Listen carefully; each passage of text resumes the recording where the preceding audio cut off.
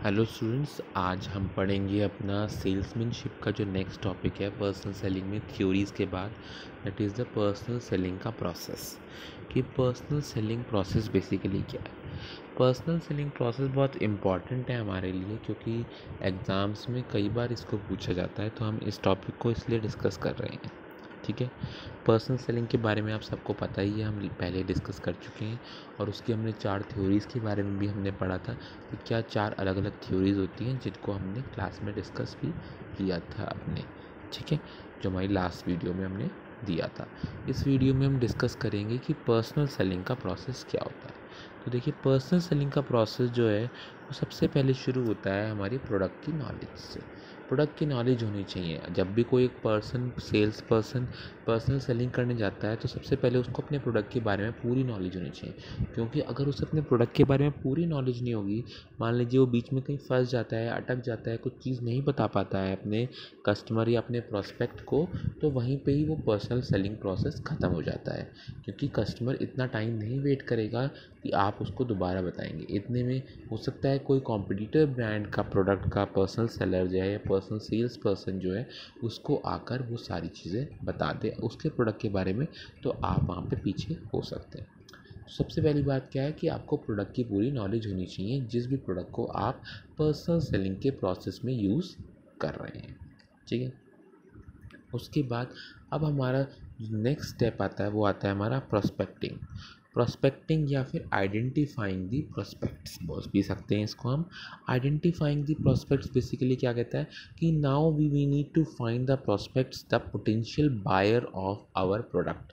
हमें ऐसे लोगों को ढूंढना है, या हम जिनसे हम बातचीत कर रहे हैं, हमें उनमें पता करना है कि क्या वो प्रोस्पेक्ट बन सकते हैं, मतलब क्या वो हमारे प्रोडक्ट को परचेज़ कर सकते हैं या फिर नहीं करेंगे।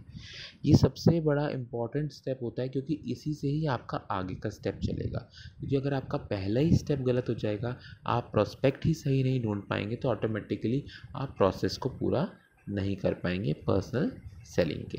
तो इसलिए सबसे पहला इम्पॉर्टेंट स्टेप यही होता है कि आप आइडेंटिफाई करें कि क्या क्या आपके पोटेंशियल कस्टमर्स होंगे जो कि आपके प्रोडक्ट को परचेज़ करेंगे या फिर आपके पर्सनल सेलिंग के प्रोसेस को पूरा करने में आपकी मदद करेंगे। ठीक है। उसके बाद क्या आता है, उसमें अलग अलग तरह के लोग हो सकते हैं। हम अलग अलग तरीके से प्रॉस्पेक्ट्स को सर्च कर सकते हैं। जैसे कि हम कहीं इंक्वायरी कर सकते हैं, हम किसी को क्या कह सकते हैं, हम डेटाबेस ले सकते हैं कहीं से, या हम क्या कर सकते हैं, अलग अलग इंटरनेट के थ्रू भी हम मदद कर सकते ले सकते हैं इस चीज़ की। और हम अपने कोई जो हमारा ऑलरेडी कस्टमर है उससे बात कर सकते हैं कि उसका कोई रेफरेंस हो, तो वहाँ से हम अपने प्रॉस्पेक्ट्स को सर्च कर सकते हैं।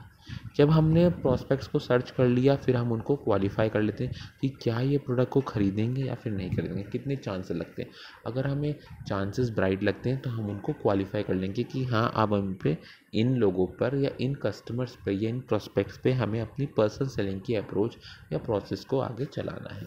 इसके बाद नेक्स्ट आती है जो बोलते हैं हम अप्रोच। अप्रोच क्या होती है कि जब जो है हमारा कस्टमर जो हमने सिलेक्ट किया या हमारा प्रोस्पेक्ट है, हम उसको अप्रोच करेंगे, उससे बातचीत करेंगे, उसको कोशिश करेंगे कि उसको कस्टमर को हम इस तरह अट्रैक्ट करें, उस पर इस तरह अप्रोच करें कि उससे हमारी फाइनल सेल्स हो जाए, मतलब कि हमारा प्रोडक्ट वो ख़रीद ले। ठीक है।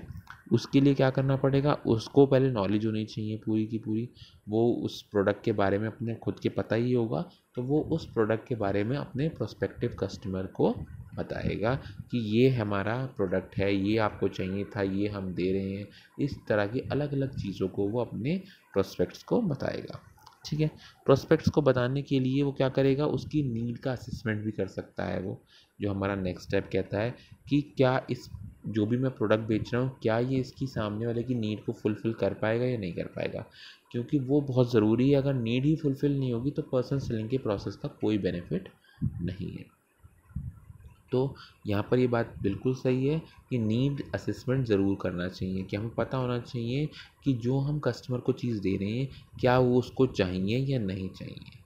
ऐसा ना हो कि हम उसको वो प्रोडक्ट दे दें जिसकी उसे नीड नहीं थी, बट हमें सेल करना था, हमने उसको सेल कर दिया।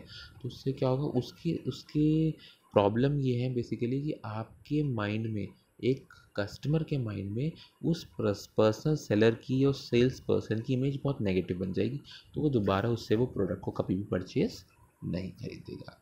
तो उसके बाद क्या होगा, हम प्री अप्रोच में या फिर कहें हमारे जो अप्रोच थी और नीड असेसमेंट में हम यही सारी चीज़ों को चेक कर लेंगे कि उसको क्या नीड है, क्या वो हमारे प्रोडक्ट के लिए नीड के लिए वो सेटिस्फाई कर पाएगी उसकी नीड को या नहीं कर पाएगी। ठीक है। इसके बाद नेक्स्ट आता है हमारा प्रेजेंटेशन।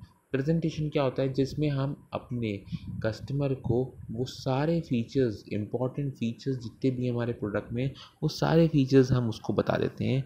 कस्टमर को पूरे प्रोडक्ट के बारे में इंफॉर्मेशन दे देते हैं, क्या क्या बेनिफिट्स हैं, कैसे प्रोडक्ट को यूज़ करना है, कैसे ये प्रोडक्ट जो है उसकी नीड को सेटिस्फाई कर पाएगा। ये सारी चीज़ें हम उसको बता देते हैं किसमें, प्रेजेंटेशन में।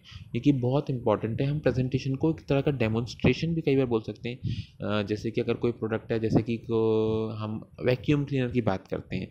अब वैक्यूम क्लीनर को हम कैसे पहचानेंगे कि वो अच्छा प्रोडक्ट है उस कंपनी का, जब तक हमें उसका डेमो या डेमोन्स्ट्रेशन नहीं मिलता है। तो हम इसको प्रेजेंटेशन को डेमोन्स्ट्रेशन भी बोल सकते हैं, जहाँ पर हम अपने प्रोडक्ट को दिखाते हैं किस तरह चलता है, क्या बेनिफिट्स हैं, क्या ऐसी स्पेशल चीज़ हैं जो दूसरे प्रोडक्ट्स में आपको नहीं मिलेंगी।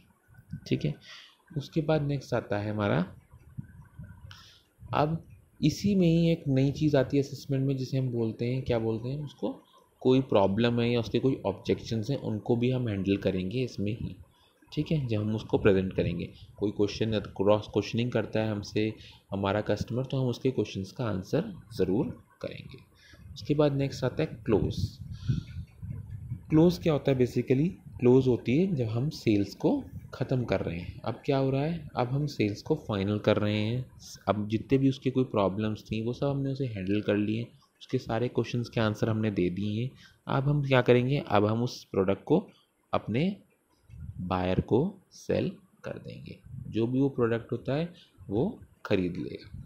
इसमें क्या हो सकता है, इसमें अलग अलग तरह की टेक्निक्स या क्लोजेज यूज़ किए जा सकते हैं, जैसे कि should we buy with this और should we go this with this model, something like that. इस तरह की अलग अलग चीज़ें हो सकती है। ठीक है। इसके बाद जो ये क्लोज़ का सेशन है ये बहुत इंपॉर्टेंट होता है। क्यों? क्योंकि अगर क्लोजिंग नहीं होगी तो ऑटोमेटिकली आपका प्रोडक्ट सेल नहीं होगा। अगर आप क्लोजअप तक नहीं पहुंच पाए, मतलब कि क्लोजिंग सेल्स में नहीं पहुंच पाए, दिस मीन्स कि आपका प्रोडक्ट सेल नहीं हो रहा है और आपका पर्सनल सेलिंग का प्रोसेस बीच में ही कहीं अटक गया है। इसके बाद जो हमारा लास्ट स्टेप है हमारे पर्सनल सेलिंग का, वो है हमारा फॉलोअप। फॉलोअप क्या होता है, बेसिकली जब आपने कोई प्रोडक्ट को सेल कर दिया है तो उसके बाद उसी कस्टमर से फॉलोअप रखते हैं कि हाँ सर आपको प्रोडक्ट कैसा लग रहा है, सर प्रोडक्ट में कोई इशू तो नहीं आ रहा है, कोई प्रोडक्ट में दिक्कत तो नहीं है, कोई XYZ कोई सर्विस तो नहीं चाहिए, XYZ इस तरह की चीज़ें। फॉर एग्ज़ाम्पल आप कोई कार परचेज़ करते हैं तो इसमें यही चीज़ को यूज़ किया जाता है, क्योंकि इसमें पर्सनल सेलिंग ही होती है। तो कार के बाद आपको फ़ोन आएगा, सर आपकी सर्विस ड्यू है, सर आप सर्विस कराने आ जाइए, कोई प्रॉब्लम तो नहीं है। तो वो सब चीज़ें क्या कहती हैं, फॉलोअप कहलाती हैं। तो फॉलोअप बहुत ज़रूरी है, क्योंकि उससे कस्टमर हैप्पी होता है और कस्टमर दोबारा से अगर परचेज़ करना चाहेगा तो वो आपके पास ज़रूर आएगा। तो ये पूरा का पूरा हमारा पर्सनल सेलिंग का प्रोसेस था, जो कि सबसे पहले शुरू होता है प्रोडक्ट की नॉलेज के बाद। उसके बाद हमारा क्या आता है, प्रोडक्ट की नॉलेज के बाद हम आइडेंटिफाई करते हैं प्रोस्पेक्ट को, उसे क्वालिफाई करते हैं। उसके बाद हम क्या करते हैं, उसके ऊपर अप्रोच लगाते हैं। ठीक है। उसके बाद उसको प्रेजेंटेशन देते हैं, उसकी प्रॉब्लम्स को सॉल्व करते हैं, सेल्स करते हैं और फॉलोअप करते हैं। तो ये था हमारा पूरा का पूरा पर्सनल सेलिंग प्रोसेस। बाकी के टॉपिक हम नेक्स्ट क्लास में डिस्कस करेंगे। Thank you class.